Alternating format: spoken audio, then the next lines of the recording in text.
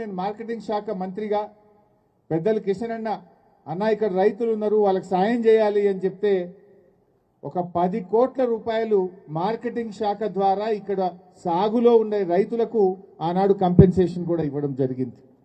కిషన్ రైతులకు అన్యాయం కావద్దు అని చెప్పి ఆ రోజు వచ్చి మాట్లాడి మాతో కొట్లాడి రైతులకు 10 కోట్ల రూపాయలు ఆ రోజు కిషన్ రెడ్డి గారు ఇప్పించారు.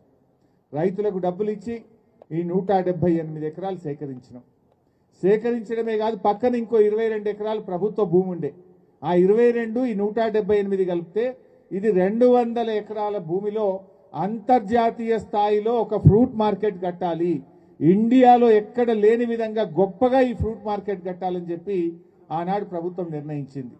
దాంట్లో భాగంగానే ఇగో జీవో 11 2020వ సంవత్సరంలో ఈ మార్కెట్ యార్డ్ను నోటిఫై చేస్తూ మార్కెటింగ్ శాఖ ఆనాడు నిరంజన్ రెడ్డి గారు మంత్రిగా ఈ మార్కెట్ను నోటిఫై చేశారు.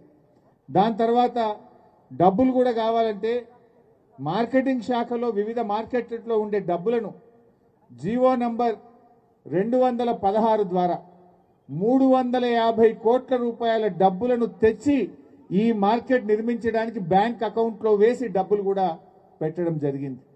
అంటే ఆ డబ్బులు ఇప్పటికి కూడా అట్లే ఉన్నాయి. ఆ 350 కోట్లు బ్యాంకుల అకౌంట్లో ఉన్నాయి ఈ మార్కెట్ పేరు మీద, ఈ భూమి పేరు మీద.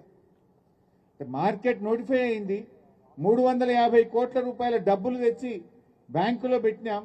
అంతర్జాతీయ స్థాయి కన్సల్టెంట్లతోని ఈ మార్కెట్ ఎట్లా కట్టాలనో బాగా ఆలోచించి మంచి డిజైన్స్, ఎస్టిమేట్లు, ప్లానింగ్ కూడా జరిగింది. ఎక్కడ కోల్డ్ స్టోరేజ్ ఉండాలి, ఎక్కడ ఎక్స్పోర్ట్ మార్కెట్ ఉండాలి. ఫ్రూట్స్లో కొన్ని విదేశాలకు పోతుంటాయి మన హైదరాబాద్ ఎయిర్పోర్ట్ ద్వారా.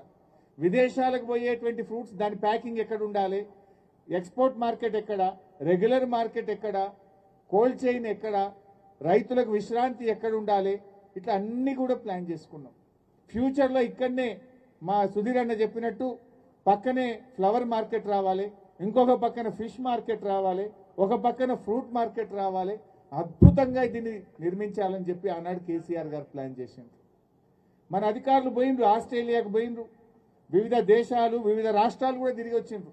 ఎక్కడ ప్రపంచంలో ది బెస్ట్ ఫ్రూట్ మార్కెట్ ఉన్నది, అట్లా మనం ప్రపంచంలో మోడల్లో కట్టాలని డిసైడ్ చేసినాం.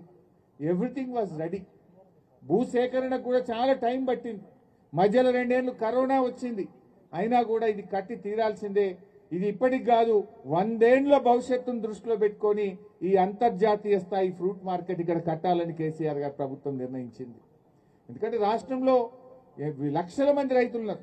మామిడి కానీ, సపోటా కానీ, రకరకాల పండ్లు పండించేటువంటి రైతులు ఉన్నారు. కొన్ని పండ్లు మహారాష్ట్ర నుంచి, కర్ణాటక నుంచి, ఇతర రాష్ట్రాల నుంచి కూడా మనకు దిగుమతి అవుతూ ఉంటాయి. ఈ ఔటర్ రింగ్ రోడ్ నుంచి చక్కగా ఫ్రూట్ మార్కెట్లకు వస్తాయి. సిటీల కాలుష్యం ఉండదు, లారీల గొడవ ఉండదు, ప్రజలకు ఇబ్బంది ఉండదు, ఆరోగ్యం దెబ్బతినదు, రైతులకు ఇబ్బంది ఉండదు, అందరికీ మేలవుతుందని చెప్పి ఇక్కడ మార్కెట్ కట్టాలని ఆనాడు కేసీఆర్ గారు నిర్ణయం తీసుకున్నారు. మరి ఏమైంది ప్రభుత్వానికి? డబ్బులు రెడీ, భూమి ready, design, plan, estimate ready, tender పిలిచి ముంగడి పోవాలి కదా. ఆనాడు నిరంజన్ అన్న, కిషన్ రెడ్డి గారు, మా సుధీర్ అన్న, అందరూ సబితక్క వచ్చి ఇక్కడే ఫౌండేషన్ స్టోన్ కూడా వేసిండ్రు. మార్కెట్కు కొబ్బరికాయ కూడా కొట్టిండ్రు, పైసలు తెచ్చిపెట్టిండ్రు. పని ముంగటి తీసుకుపోమంటే ఇప్పుడు భూమిని అమ్ముతామంటున్నారు. ఈ భూమిని మింగే కుట్ర చేస్తూ ఉన్నారు, ఈ భూమిని మాయ చేసే ప్రయత్నం చేస్తూ ఉన్నారు. ఈ 200 ఎకరాలంటే ఇందాక సబితక్క అన్నారు, కిషన్ అన్న అంటున్నాడు ఇక్కడ 15 కోట్లకు ఎకరం ఉంటుంది సార్ అంటున్నాడు. అంటే ఈ 200 ఎకరాలంటే 3000 కోట్ల విలువ కలిగిన భూమి. ఈ 3000 కోట్ల విలువ కలిగిన భూమిని టీజీఐఐసికి ఇచ్చి అక్కడి నుంచి తమ అనుయాయులకు కట్టబెట్టే ప్రయత్నం. మొన్ననే వచ్చిందట ఎవరో మద్రాసుకి వెళ్ళి బంటి చెప్తుండే, లీలా హోటల్లో చాలా లీలాలు జరిగినాయని చెప్తుండే.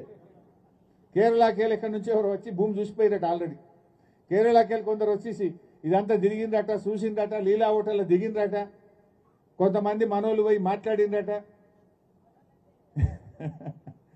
సో అయితే మనోళ్ళంటే మన పార్టీ వాళ్ళు కాదు, ఇక్కడ ఉండే ఎమ్మెల్యే గారు, ఇక్కడ ఉండేటువంటి నాయకులు, కాంగ్రెస్ నాయకులు పోయి వాళ్ళతో మాటలు ముచ్చట్లు అయినాయట.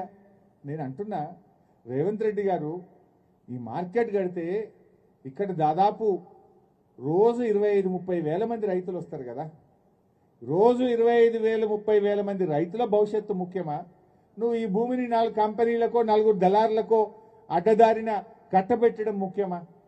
ఏది ముఖ్యము? ఒక ముఖ్యమంత్రి దళారుల కోసమో వ్యాపారుల కోసం పనిచేస్తాడా? లక్షలాది మంది రైతుల భవిష్యత్తు కోసం ఆలోచన చేయాలన్నా ముఖ్యమంత్రి? ఇప్పుడు నువ్వేం చేసినావు? ఈ భూమి టీజీఐసీకి ఇస్తా, ఆన్నెన్నో గుట్టల పొన్న దిల్ భూములు ఉన్నాయి, ఆడ మీకు ఇస్తా అని అంటుండట. ఆ దిల్ భూముల సంగతి తెలియదా మనకు? ఆ దిల్ భూముల మీద ఆంధ్రప్రదేశ్ ప్రభుత్వం ఈ దిల్లో